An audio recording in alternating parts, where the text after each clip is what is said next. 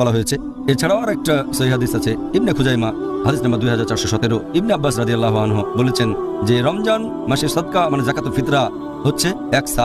যদি কেউ গম দিয়ে থাকে সেটা গ্রহণ করা হবে, কেউ খেজুর দিলে সেটা গ্রহণ করা হবে, কেউ কিশমিশ দিলেও গ্রহণ করা হবে। এইসব খাবারের কথা হাদিসে বলা হয়েছে। তবে এক কথায় আমরা বুঝতে পারছি এটা হবে খাবার, ভালো হয় যদি শস্যকণা হিসেবে দেন।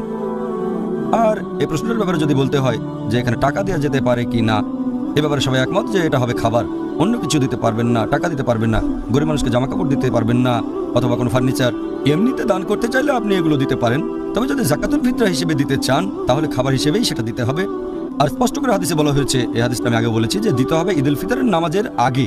এর কারণ হচ্ছে যাতে গরিব মানুষেরা সেদিন খাবার খেতে পারে।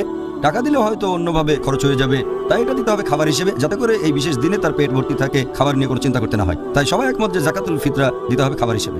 আপনি টাকা হিসেবে ফিতরা দিতে পারেন।